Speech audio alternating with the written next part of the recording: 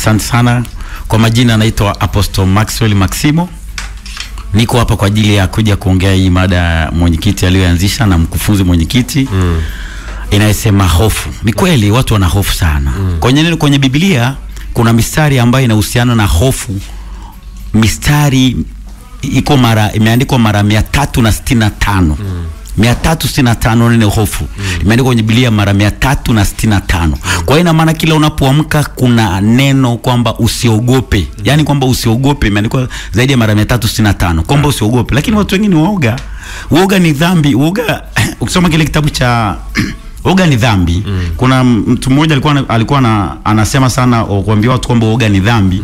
Ametoka kwenye ile andiko la Ufunuo wa Yohana 21:8. Ufunuo wa Yohana 21:8. Inasema hivi: bali waoga na wasioamini na wachukizao na wauaji na wazinzi na wachawi na waabudu sanamu na waongo wote sehemu yao ni katika lile ziwa la moto na kiberiti. Hii ndio mauti ya pili. Kwa hiyo ina maana kuna watu watakaenda kuzimu, watakaenda kuchomwa kwa ajili ya uoga. Hujatenda dhambi yoyote lakini ni muoga, kwa sababu Mungu sio Mungu wa waoga.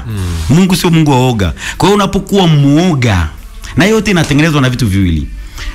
Waoga wanatengenezwa na vitu viwili. Mtu wa kwanza anayetengeneza waoga ni mzazi. Mtu wa pili anatengeneza waoga ni wazazi.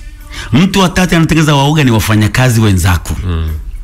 Kwa hiyo waoga wanatengenezwa ni product. Mimi kuna rafiki yangu mmoja alikuwa Muisraeli.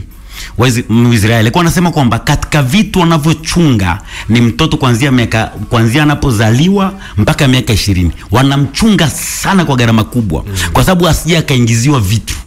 Akasema mwalimu ni mtu muhimu sana katika mtoto.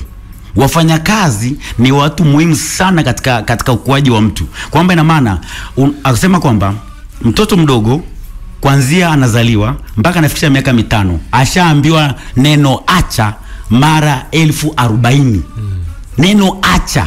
Yaani mtoto anazaliwa ameshaambiwa neno acha mara 1040. Ameambiwa neno unaweza mara 5000. Kwa hiyo kila akigusa, amegusa kijiko anaambiwa acha. Amegusa hichi anaambiwa acha. Amegusa hichi anaambiwa acha. Sasa mtoto wa miaka 2 anagusa kijiko anamwambia acha. Kumbe ule unamsababisha awe muoga, anajijua kwamba yeye hawezi. Yeye sio mtu wa kuweza. Kwa ile inamtengeneza anakuwa anaamini kwamba hawezi. Anaenda shuleni anaambiwa hichi uwezi. Wewe ndio kusoma hesabu. Wewe kasoma tu masomo ya sayansi. Wewe si wa nini na nini. Kuna siku moja nilikuwa kwenye shule moja, nilikuwa naongea na mwalimu wa shule hiyo. Tunapiga story. Akaniambia kwamba huyu mtoto hana akili. Nikamwambia mtoto hana akili. Nikamwambia mwalimu, huyu mtoto ni kweli hana akili? Akaniambia ni kweli hana akili, anapataga 8, anapata 0 na nini. Nikamwambia je, huyu mtoto nini anaweza? Ule mwalimu anishangaza sana. Akaniambia kwamba unaona picha zote hapa shuleni, yeye ndio kazichora. Yaani ikitokea uchoraji ndio anafanya. Unaona? Lakini sasa nikamwambia kwa nini unamwambia hana akili sasa? Wewe unampimaje samaki kwa kupanda juu ya mti alafu sema yule samaki hana akili? Ndio kinachotokea katika nchi zetu hizi za Kiafrika kwamba tunampima samaki kwa kupanda juu ya mti. Sasa